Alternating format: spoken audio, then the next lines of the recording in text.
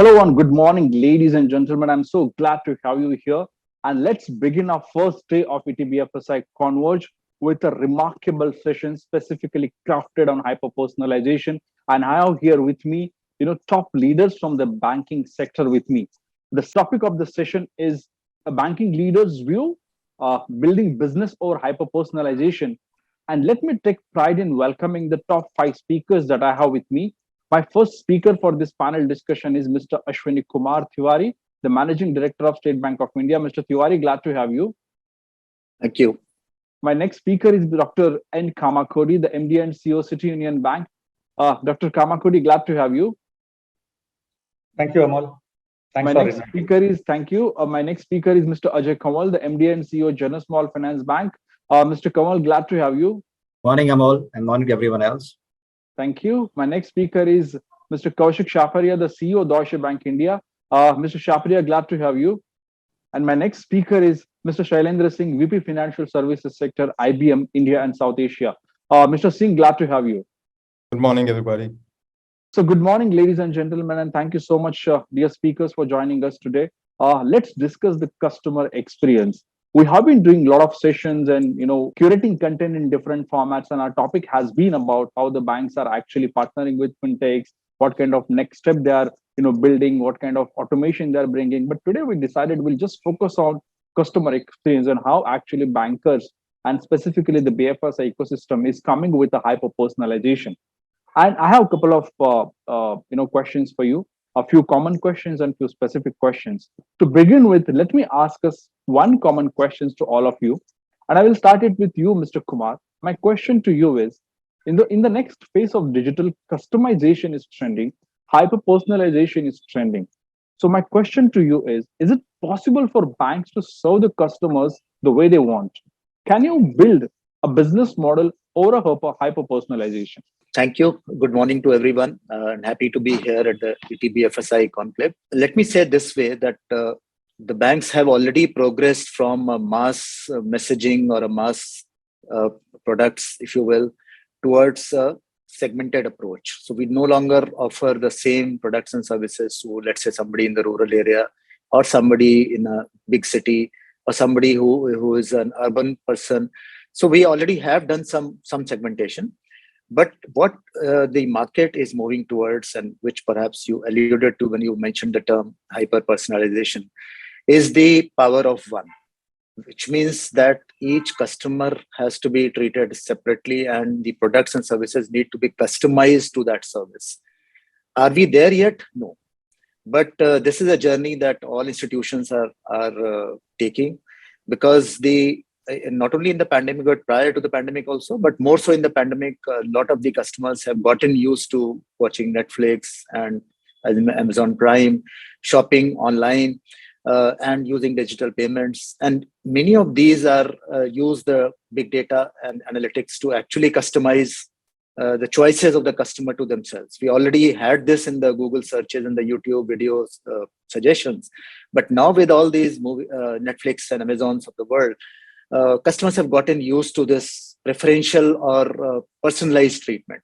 The banks had not given them that treatment, perhaps, except for perhaps when they used to visit an office and a branch in person.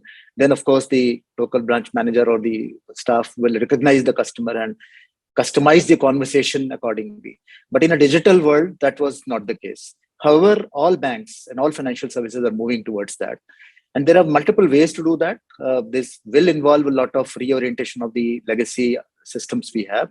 It will involve the use of artificial intelligence, machine learning, and of things like data warehouse and data lake, so that the data is easily accessed. Because there is a lot of data about the customer in the banking system, but it is split across channels. It is split across transactions. It is split across communication the customer might have done with the bank. And for all of it to come together, transaction part has already come together. So in the CRM solutions of most banks, the banks are able to see what the customers already have availed and what possibilities could be there. And therefore, leads are created digitally and customers are contacted. But it is the conversation part and the other interpretations from that, which is a work in progress. And therefore, I do think all banks will move towards it. They are already moving towards it. It will take a lot in terms of the infra and the way the banks communicate. Nobody today wants to get 100 SMS messages, which they already do from multiple banks or from even one bank. It has to be a very relevant message, and it should be in terms of, is the customer comfortable in getting a message, or is the customer comfortable in getting a WhatsApp message or an email or a call? So what is the right channel? What is the right time to contact? What is the right product we should talk about? That is where the conversation moving. And I'm sure within the next couple of years, most banks will be there, because there is no other way. A customer would simply go where they find their own voice being heard and their own preferences being looked at. Copy your points, Mr. Tiwari, and the conversation part is really important, because I think we often realize that, I mean, we as a customer also receive dozens of messages sometimes, which all the messages are not required. And I think the conversation part is really very well said. And let's go there. So let me bring here Dr. Kamakudi as well. So Dr. Kamakudi, I will take your perspective also on the same topic. Thank you, Amol, and I will probably add a few more points to what Mr. Ashwini Tiwari gave.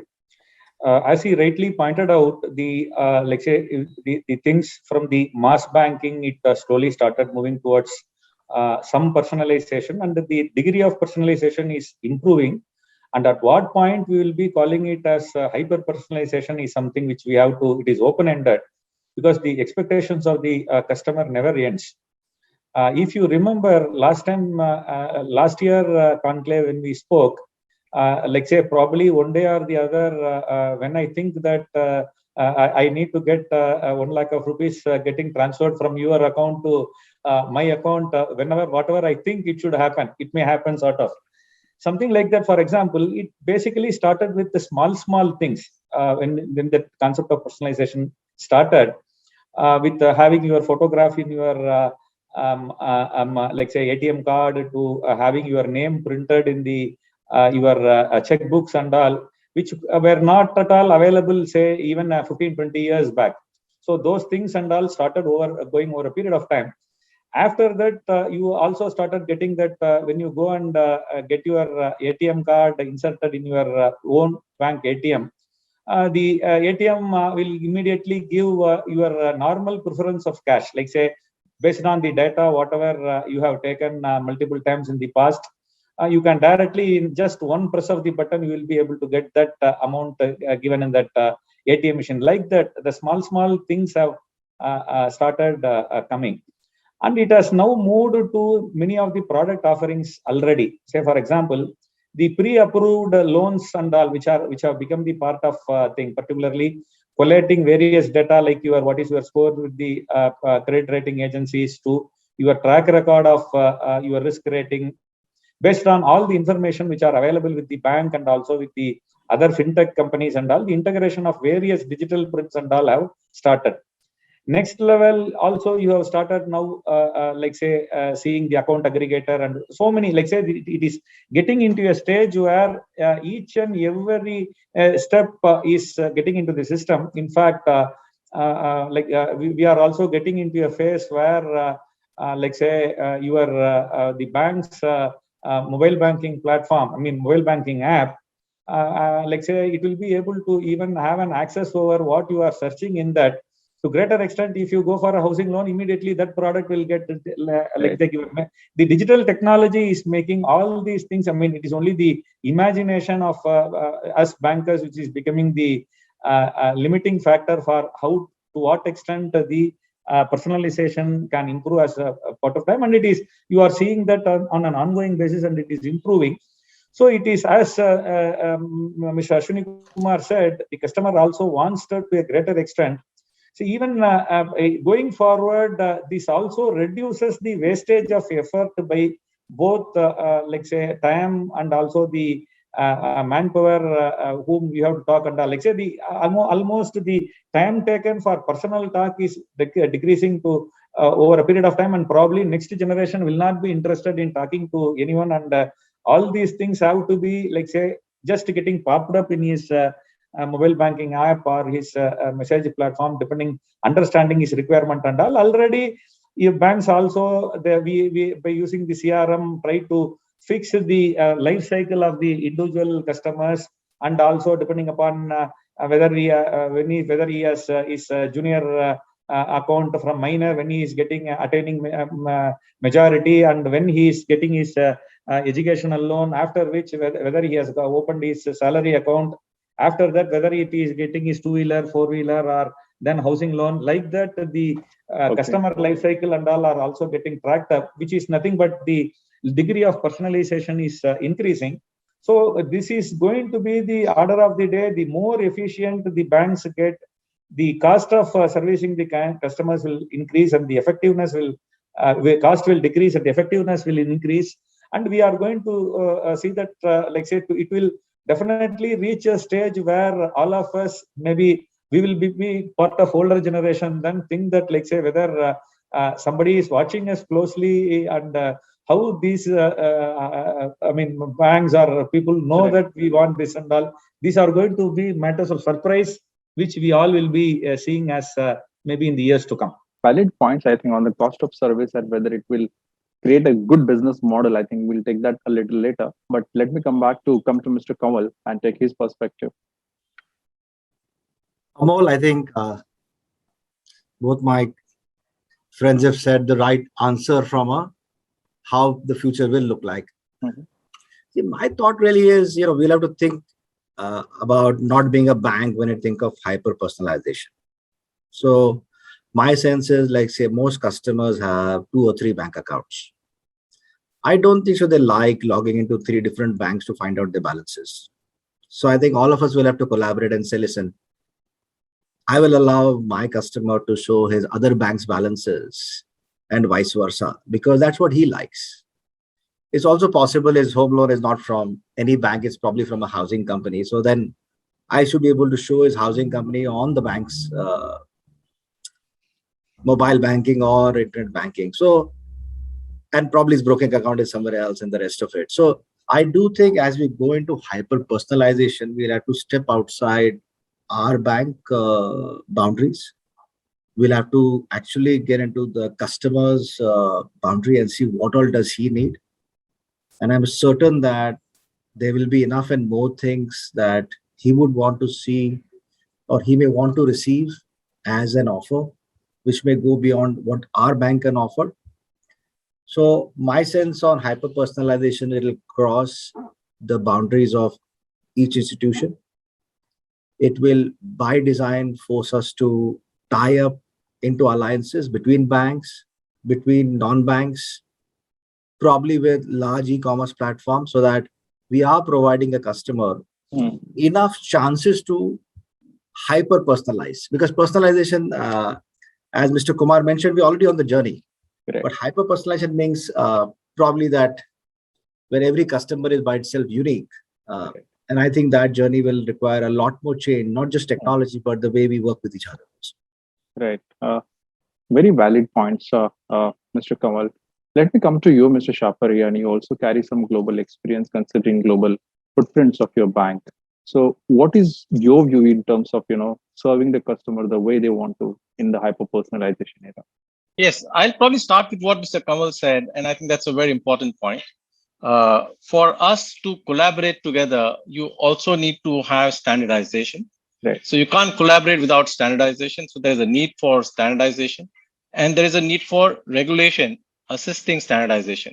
To the very point which you mentioned in terms of a customer wanting to see all his bank accounts together and able to transact between his accounts between banks very easily is something clients in Germany are doing this for the last 3 decades that I'm aware of. They have a third-party software, not even a banking software, by which they just have a common bank number, and that's the size of that number and the way the data is sent out, the way payment data is sent out was all regulated many years back by the regulator in Germany. And you can just download your information and transact on your own. Now, having said that, Germany did this many years back, but has remained there. Right. And probably not advanced in many areas where I think the emerging markets have moved on. So I think we just need to take the best of what happens in the world.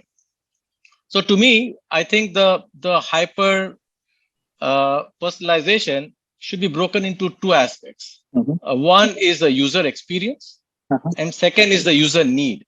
And at times, I think we tend to intermingle the two, and we really need to know what we are catering for. And depending on the client segment we are, there'll be a higher need for user experience to be the driver, and there'll be many cases where the user need will be more important than just the experience itself. So as long as you meet a very important need, and we have customers across the whole slew, starting from a small retail customer to a business banking account, to an SME, to a mid-market company, to a large company. Everyone has got a different need, Right. and they all consume banking services. So what do we mean by that? You'll probably find that at the individual scale and at a very small retail scale, it's the user experience and Right. ease which is very important. Mhm. And as you go up the complexity, it is the needs which become more important. So that's one way to distinguish.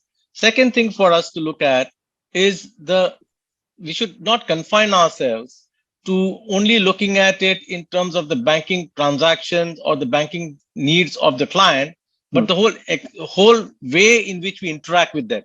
Correct. Clients at times don't want to consume banking services. They actually want to do something in which banking becomes part of it. And more we become transparent and seamless. Banks will be able to do more business with their customers, and clients will prefer to have an account with bank, which allows this seamless operation of various tasks which they want to do.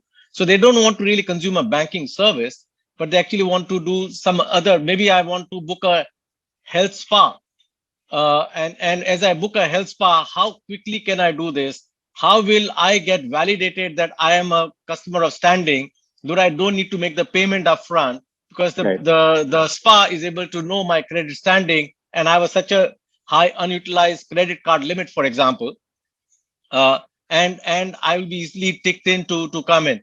So I think clients will prefer to work with institutions which actually integrate their banking services to the various areas, and that brings us to the technology. I think which was said in the beginning. It's not it's AI, machine language is very important, and I would probably to that add one more thing, which is the APIs. I think banks need to be connected not only to their customers, but they need to be connected to the value chain of our customers, which is very, very important. And I think more and more we'll get interconnected with our value chain of our customers. I think we'll become more and more seamless. We'll provide a better experience as well as fulfill the needs. And I think that's the direction which I think the world is moving. And I dare say that we in India are moving at times much faster than the rest of the world. But we also have to be mindful of two other things. One is data privacy, Right. which is very, very important. And second is data security. So banking services have to be done in a way. We are not a Swiggy or a Zomato by which we can, I want to buy something and I move from here to there. So how so there are regulatory environment which are there. Security issues are important because banks are also offering trust and comfort of security, which is Right. actually a very hidden but a very important service we offer to our clients. So we don't want to vitiate that in making it too easy in a way that the customer at times who may not be very savvy get swindled, because we see so often that under the pretext of ease of working, many of our clients get swindled by fraudsters. So how we protect our customers out over there is going to be very important while we provide ease. So I think it's a very complex issue. Right. I think the journey is going to be over a period of time, but I think we are well on way in as long as we keep track of some of those points. Very well said, Mr. Shafaria, and I think thanks for raising even that security aspect as well. I think your health spa point is really well taken, because when I speak to a lot of bankers, I think everybody is telling me that my whole worry is to offer a service like Swiggy and Zomato, because that's what my customers are expecting. In fact, one banker put it really nice. He says, how can I offer a Amazon or a Netflix like experience to my customers is my biggest worry going to be going ahead. Very, very well points, Mr. Shafaria, and from all of you. Now, let me come to you, Mr. Singh. You come from a little different background, but I'm so sure that you speak to a lot of bankers and try to understand, how they are working for the customer service and hyper personalization. So one is obviously how is it possible for banks to serve the customers that they want to, and second is on the partnership aspects. How the partnerships are emerging in this sector. So that the bankers can offer better hyper personalization. Sure. So, Amal, thank you. I think, from a hyper-personalization perspective, one thing when we talk to multiple banks, and that's something unique for India, is that, you need to consider the needs that Mr. Shapuria was talking about. But in India, two more things which becomes important is the technology reach in our country, as well as the demographic mix. As a banker, depending on what demographic customer base which you're serving and in what area or the location you're serving, your hyper personalization ability and the need for hyper personalization also varies. So that's the distinction. We keep being asked by a lot of our colleagues in the banking, saying in India you have to create systems which not only caters to India but it also caters to Bharat, which is a two different aspect which we are looking at. So I think that is one point which I wanted to bring on the table. Coming back to the partnership part of it, I think as other colleagues on this panel have been saying very, very clearly, people are not looking only for banking products anymore. They are looking for banking service and non-banking service to be provided. They were looking for a platform effectively where I go ahead and engage. So if you go to China today, there are platforms where people are spending almost 70-80% of their time on one platform, and that platform effectively becomes enabler for meeting most of their lifestyle needs. So today, when people are coming to us, they are coming and saying, "I'm not interested in only a home loan, but how can I help my customer buy a house?" rather than just getting a home loan. So I think when we are talking to our customers from a partnership perspective, we are clearly talking about cooperation. In few area, banks will very clearly decide saying, this is my differentiator where I would engage directly with the customers. But in few areas, they might go back and saying is that I would participate in the platform which is there.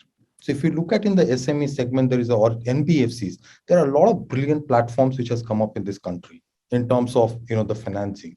A lot of banks together have come together and they're participating and providing banking as a service. So going forward, our belief is that from a partnership perspective, it will not be the partnerships which will be limited with the fintechs, which has been happening in last 5 to 6 years, if I would look at, or the partnership between the banks. It would extend to go and partnerships with NBFCs, partners with other platform providers, including retailers, including Amazon, including other platforms. So effectively, bankers would be providing, banking as a service to a certain set of customer, but at the same time, there'll be certain set of a customer with whom they'll be doing personalized direct engagement. Very well said, Mr. Singh. And let me shift my gears now and ask you some specific questions to all of you. But before that, I would ask participants, to share their feedback. You can also use hashtag ETBFSI Converge. And if you have any questions, please put it in the chat box. So, Mr. Tiwari, I will come back to you. And I have a very specific question. The question is now, since you're talking about customer experience, superior customer experience and the hyper personalization, what kinds of benchmarks are you setting for the customer experience? Why I'm asking this question is also this, that there is a background to it. At one side, all the bankers, the CXOs, the CTOs are talking about the superior experience. But at the branch level, sir, there is a big, big gap. There is a big mismatch. You still go to a bank and they will ask you to shift to another window, and they will go to another window, right? That is still happening with the PSBs. If you go for a simple, what you can say, complaints like even address change, it takes 7 to 8 days. So at one side, when we talk about the superior customer experience and using great technologies, the other side, we also face these challenges. So what are the benchmarks that you want to put to offer a best customer service? So the benchmark aspiration is clear that whatever we offer to a customer has to be the right offer at the right time and right place. Those are very theoretical definition, but it holds true. So as you mentioned the examples of branches and all, so that is that I think is going to continue because branches as a channel will not be totally discounted. There is still a significant population who will be more comfortable in person dealings and one-to-one dealings rather than only digital. So therefore, this world of physical plus digital, or phygital as it is sometimes called, will be the way forward. Now, even in our branches, what we have seen that the pickup of digital channels, our customers, we have a total of nearly 50 crore customers. That's a very, very large number. But within that segment, there's a big chunk of the Jan Dhan customers and so-called financial inclusion customers, where people think that these are customers who may not be using digital. I disagree. I mean, considering the number of mobile phones which are available in India, I think every potential customer could be a user of digital channel or an online channel. The question is, how do we enable this? Now, most of the applications which have been developed so far are meant to be working on smartphones. There are very few applications, definitely not banking applications, which are on feature phones, which is where about 30% or 40% of the phone population in India still is. So while they're migrating and as the cost of a smartphone comes down, this will go up significantly. But we had SMS-based service on the feature phones where a customer can respond to an SMS, get his balance, sometimes a transaction also, but it's a very limited service considering what we can do on a smartphone on an app. So therefore, those are the kind of interventions we need. Plus, what the other thing which we have realized and we are now working towards it is the fact that customers need handholding in a lot of digital things. So for example, somebody coming to a branch, we used to earlier take the customer to the ATM and explain the services, etc. That has become very simple and most customers are able to figure it out by themselves. But I think there is a need for handholding in digital as to what all is available, what all they can do, and what it is that they should keep safe. Because we are seeing a lot of customers actually losing money in digital online because of social engineering and people calling them, pretending to be from the bank and asking them their password and all, which is being shared. So therefore, that is a big source of worry. And as the digital world explodes and more and more people go online and transact digitally, this risk goes up all the time. So for us, actually, if you say that what are the benchmarks we want to set, one is the customer should have complete convenience in whatever they want to do, whether on the digital line or in the bank. Secondly, we want to personalize. Hyper personalize again could be a cliche and maybe the end result, but we do want to distinguish that if a customer has dealt with us, then what are the normal things he has dealt with us and what is it that we can offer them. We don't want to offer everything to everyone. And therefore, we do want to utilize that communication piece, which I mentioned to you, that if he has talked to our call center, if he has sent us an email, we want to be able to mine all of that and tell him that, okay, last time you had come, you had expressed that maybe your son needs to go abroad for studying, and are you still interested in an education loan? Stuff as basic as this, which earlier used to be remembered by the branch manager personally, now has to shift to a database. So that third is that keeping them safe. Not only their data safe, which it is our responsibility, but more importantly, keeping them safe, cyber safe, whereby they don't become victims of cyber frauds or social engineering. The bank's network, I mean, let me be very clear, has thankfully not been hacked so far in India, mostly. But that does not mean that it won't happen, but it has not been done so far. What has happened is the customers have been sharing their credentials and therefore losing money. And how do we protect them? So that's another benchmark. How do we keep the customers safe? And the end of it is, what is it the customer seeks from us? How do we embed ourselves in whatever their needs are as a service? So that's our benchmark. Noted, Mr. Tiwari. Dr. Kamakodi, I will come to you. And you mentioned some time back about the cost of service. So my straightforward question to you, Dr. Kamakodi, is, is the digital cost for offering such experiences, because you're talking about the superior customer experience, is higher for the banks? How do you manage the cost and experience as well? How we are seeing the transformation is that the older generation is very much comfortable with the manual channel.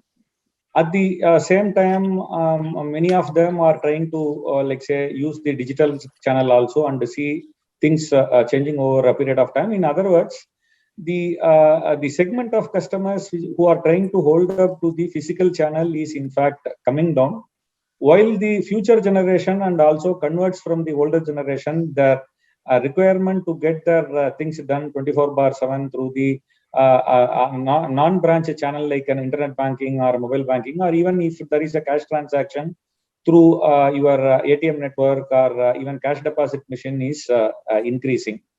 So in that way, the number of persons who are needed to take care of the transactions in the branch, the rent reduction because of the reduction in the area of the branches and all, are seeing significant reduction, while a portion of that is getting, like say, converted into expenditure on the digital investment in the digital technology and things like that. Almost for all the banks in India, they have almost reached to about 90% of the transactions have now started moving into the non-branch channel like internet banking or mobile banking or ATM network or whatever it is.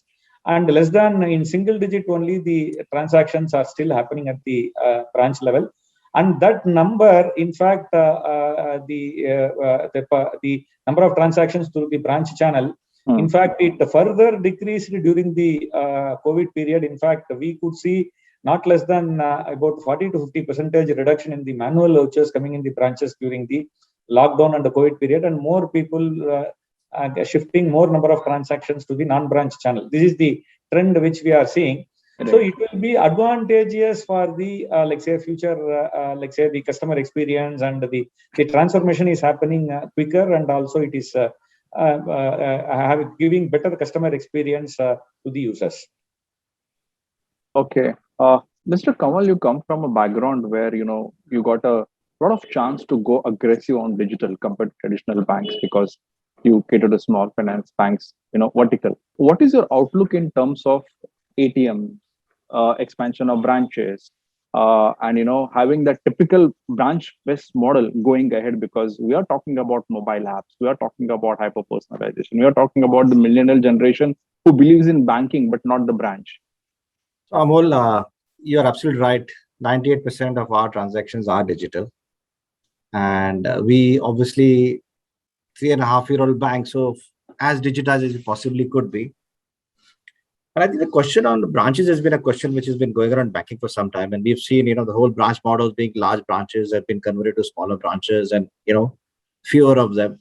But if you go by customer service, I think two things come out pretty clearly. One is, when you want a sophisticated product, you really want a face-to-face, and ideally you want to see the person, and that doesn't only mean wealth management. It could also be your home loan. And second is that, and this was a survey done, I think, by the World Bank, if I'm not wrong, where 52% of customers felt that if they saw the bank branch, they could actually trust the bank more. Okay. And one of the participants did mention that trust is a key factor that banks do provide.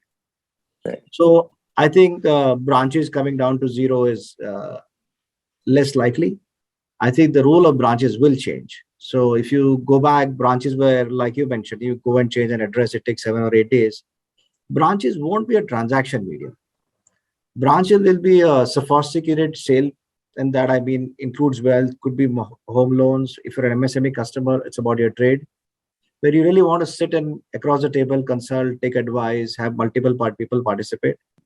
I know some will argue you can do it over the VC also, when multiple can dial it, but I think customers do prefer the face-to-face in sophisticated ones, dealings.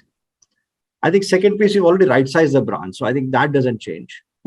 So yes, branches will fewer, remodel, providing a different answer, not just transaction, which is originally where people use it most for, and that will continue. I think on ATMs, yeah, I mean, clearly the wallets have made a big dent in terms of how people are using cash, which I think is very valuable. So, but ATMs also have moved on in a sense that it is no more dispensing machines of cash. They moved on to updating passbooks and getting loans out of it, getting information out of it. I did hear of an ATM which actually operates on solar energy, operates in very difficult temperatures, and India is a very large country needing different solutions.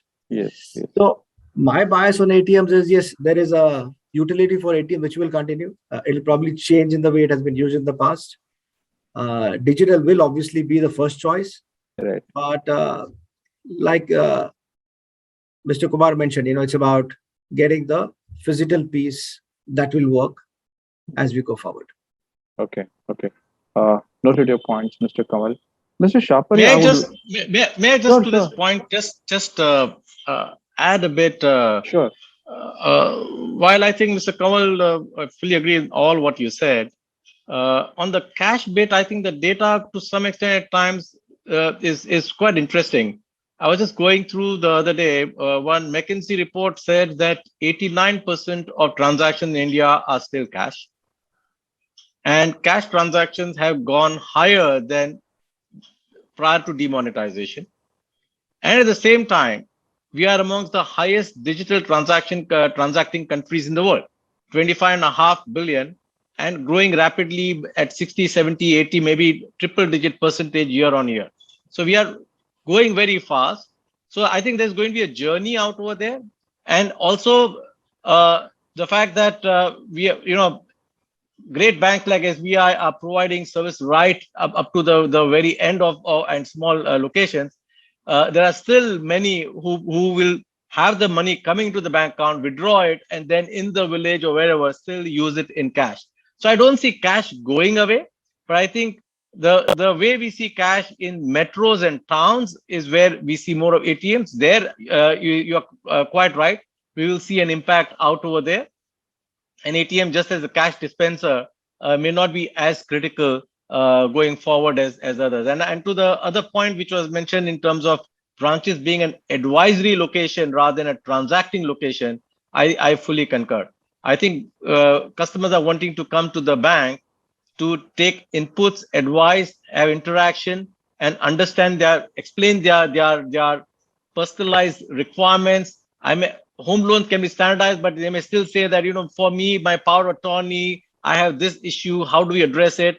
Because standard is this, but so it requires discussions, and we need people in branches who are able to are well experienced to touch many points and don't move from counter to what you just mentioned. And I think that's the direction which probably we will see things gravitate towards.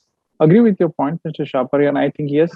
Even if you look at the data of the ATMs recently released by RBI, there is no change, because there were some reports also that the ATMs are dying type, but it's not happening actually. In fact, the cash ratio is really high, an all-time high. But Mr. Shapari, apart from this, I also wanted to add you quickly on the partnership front to offer a better hyper-personalization. What kind of partnerships do you see emerging in the banking space? Well, that goes back to what I said in the beginning, is that we want to see customers that don't want to see you offering a banking service. You need to intermesh your offerings along with the customer's needs which are there, of which banking service will become a critical component within it, but that's not exactly what they're doing.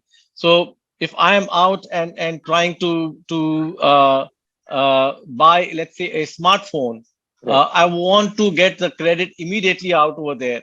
Now there are NBFIs which are right now providing those kind of service with a scorecard and so on and so forth. But if a bank is offering it along with that, I think there will be a huge impact to a client out over there. And even if that is done, you still need to make a payment. You still need to transfer funds. So we need to become more and more seamless. And partnerships will have to be not only with fintechs, not only with NBFCs, not only with e-commerce sites, but we'll have to pervade through many things. For example, a simple thing like if a customer has to do KYC is very important for all of us. How do we make that experience of the customer easy? How do we get those things, for example, digitalization? So there is a need to the point I said in the beginning, of standardization, which is required to offer personalization and digitization and a user experience. And I think there's a need for a forum of ecosystem, not only so I would say a broader financial service and not only banks. We need to get together, working closely with regulators to really come with standards out by which we can make this much more easier, which is going to be very, very critical. Noted your points. Mr. Singh, I would like you to give us a tech perspective here. Mr. Tiwari in the beginning said about artificial intelligence, usage of machine learning, and data warehouse, data lake. My question to you is to offer the hyper personalization. What kind of technologies do you think the banks are using far more aggressively, and what kind of changes do you see in the adoption and embracing of technologies by the bankers, considering the demand for the customization is really high? Absolutely. So Amol, if you just hear all the panelists which they have been saying, a couple of things which was coming out in terms of business requirement. One, everybody is talking about being able to collaborate not only within bank, but outside bank with multitude of different type of partners. So that is one, extensibility and adaptability of any platform or any technology is going to become critical. Second thing, in a country like India, your ability to scale is going to become very, very important in terms of how do you scale. Third, everybody talked about trust, cyber risk. How do you ensure that cyber risk which is there? More importantly, when we are talking about a Netflix or an Amazon sort of an experience, you're talking about 24/7 availability. There is no more technology SLA of X percentage availability or Y percentage availability. Customers should be able to do the transaction as and when he feels like 24/7 availability. So if we consider all those business requirements, if I could call it, the technologies which we have clearly seeing being played out is, you have to create API based architecture where you should be able to integrate within bank, outside bank, whosoever you feel like, whatever the way you feel like. So I think the API based architecture is going to become important. Second, because the technologies are evolving so fast, you should be able to create platforms, create services, which is almost like a containers where you don't require 1 year time to go ahead and change anything. You should be able to change within 15 and 20 days time frame. So microservices and container based platforms is going to become the big things which is there. Mr. Tiwari and other panelists also talks about an AI and ML. Absolutely. When you are talking about a cost of digitization, the biggest benefit of digitization apart from customer experience is going to be in terms of the efficiency in the back office and the middle office.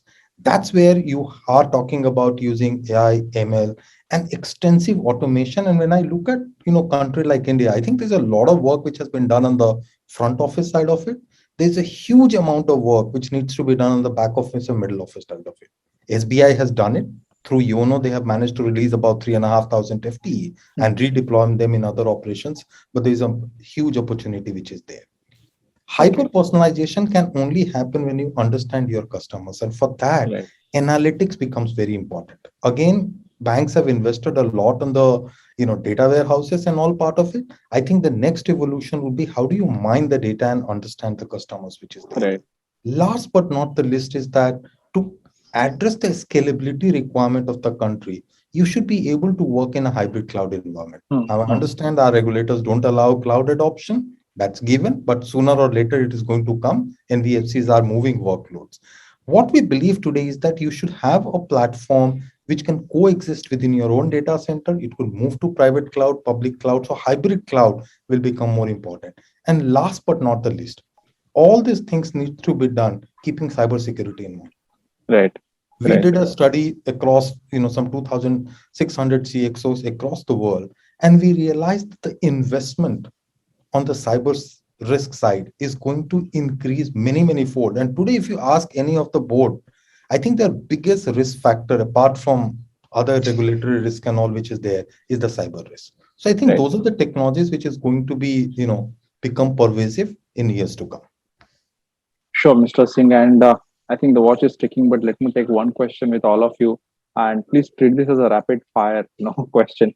And, Mike, I will start with you, Mr. Tiwari. We obviously spoke about hyper personalization. Let me begin with from where we started.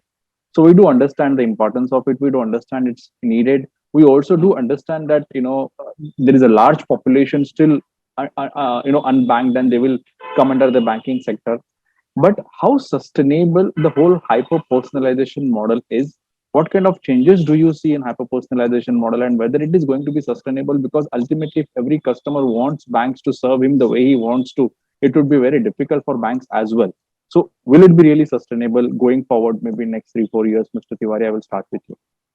So let me start by saying that we are not there yet. As I said in the beginning, that Right. we are not at the hyper personal level.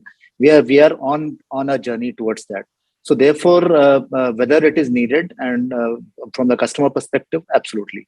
And if there is something which the customer wants and expects, and he today doesn't only have the banks to compare with, he compares the banks with all the platforms, all the digital apps created by Netflix and others, which is what he compares, and he wants the same experience. So therefore, the convenience and the experience which is desired is something we will have to move towards. So therefore, there is no doubt in terms of whether it is needed. It is needed, and we have to go there. The other question is about sustainability. Now, quite clearly, once we get there, we have to continue to make it happen. Like it was being mentioned by I think Shailendra, that in case of India, the volumes are so large that even a 0.1% decline rate or non-availability is an issue. So therefore, for something like hyper personalization, the amount of data which needs to be mined and which needs to be analyzed for giving that kind of a service, and ready availability 24/7, it would need a lot of backend technological change. Sharon mentioned some of those, for example, the AML, the analytics, the microservices, the containerization, all of that. And all of this is a work in progress in most banks. In our bank also, while we have done this, the pilots and all, we have done some part of it, the super app he mentioned. But to do it across the bank at scale, and to have the entire ecosystem based on the APIs with which we communicate, not only within the bank but also with external players, is a work in progress. On cloud, the regulator has not said yes, not said no. But we know that as the leading player in the country, it is our responsibility to internally first debate it, and then once we have come to a conclusion which we can back up with the data and with the logic, there's no question of the need of it. There is need for hybrid or even public, but how do we keep it safe? How do we keep the data security and the privacy safe is something we have to first figure out ourselves completely, and then go to the regulator. And I'm sure the regulator will allow this to happen, because there is no way all of this which we are talking about, hyper personalization, which can be done on-prem. It has to be on the cloud. And therefore, what kind of cloud is something we are working on, and we will go to the regulator when we are ready. And we hope that this will be allowed, and they will be okay with us. Dr. Kamakodi? The way it proceeds, like say we see things are going to get divided into two types, where the AI and analytics will trigger the hyper personalization of the masses, which will be through automated channels, and more of it happening through the digital channel itself. At the affordable and high-end customers will be getting that hyper personalized service both digitally, and also an element of human intervention to add value to that will also happen to the top end of the customers. This is what we see, and this is what every bank is moving forward on that front. Mr. Kamal? My sense, Amol, is that as long as you are a human being, you would like to be personalized. So I see no differentiation of expectation from whether you're a affluent customer or you're a financial inclusion customer. Second, I think thanks to technology and digitization, it doesn't discriminate between the value of your balance also. So I think a bank has the modular technology, has the API-based answers. We can do a personalization both at the upper end and the bottom end, both. I think the third piece is, this is a long journey and there are so many pieces to be added to it. So I do think that in next 3-4 years, with something serious on hyper-personalization happen, possibly, will it be 100% answer? No. I think the big question for banks is, will we get there first, or will some fintech reach there first? Because obviously there are focus group, people have been doing hyper-personalized, so to say, in specific segments of banking, but nobody's done a bank-wide thing or a customer-wide thing. But I won't be surprised that that race is on. I think from where we sit, I think the big question really in hyper-personalization is to change the view of what bankers are thinking about how to service customers. See, this whole digitization has brought a new paradigm of how do we really make sure that we can do a lot more than we could possibly do in the past. So I think it's a great enabler that this digitization has given banks. How each one of us makes use of it and how do we kind of propel this in the next stage, it will all depend on how much technology are we willing to push through and how much time do we give to it. Note your points. Mr. Shaparia? Well, I'll try to answer your question on sustainability, not on the need, because I think as most of the panelists have said, there is clearly not a topic of debate whether it is required or not required. It's a question of how do we ensure that we fulfill it, otherwise we'll become redundant. And like was mentioned, maybe somebody else will take over our business. So I think there's no debate on the need out over there. Question is, how do we make it sustainable? To make it sustainable, as we digitize for personalization of needs and experience of our clients, we have to get synergies of business synergies, cost synergies, and data efficiency coming in on the internal side, which is going to be as critical, which will fund, so to speak, the need out on the external side. So like you used to have, large mainframes, then they become distributed processing, and now we're talking about cloud. I think the data privacy and security obviously are very critical, but I think there's one more aspect which not only the regulator, but even the government is keen to ensure is localization.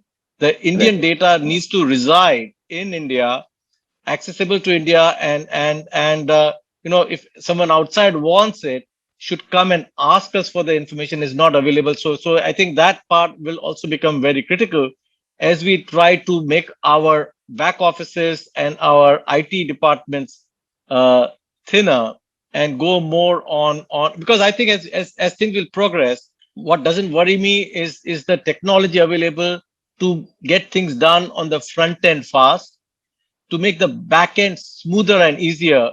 Like I said, one is this whole making it thin, and second is standardization. I will harp on this point again. If we as a industry have to do well, we will have to find a way wherein we are able to work on standards rather than each one doing personalized, and thereafter each one has to interface with different APIs differently, and it just becomes very difficult. If there are standards set in, then it becomes easy for us to interact, interchange, and as client needs change, we can very quickly tune in. So if there are less standards, it's going to be more expensive and more tougher. Mr. Singh? I think hyper-personalization, Amol, is absolutely sustainable if it's done in an incremental and adaptable way. It does not require a big bang investment because all of us do not know what the future is going to store. Technology is changing very rapidly. So it needs to be done in an incremental without losing the bigger picture in mind. Then it's absolutely sustainable. Okay. And that's it from my side, gentlemen. Thank you so much for sharing your perspective here. Thank you, Mr. Singh. Thank you, Mr. Kawal. Thank you, Mr. Tiwari. Thank you, Mr. Shapari. And thank you, Dr. Kamakodi, for giving remarkable perspectives here on how the bankers are looking at hyper-personalization and building the superior customer experience. Thank you for sharing your views at ETB FSI Converge. Thank you. Thank you.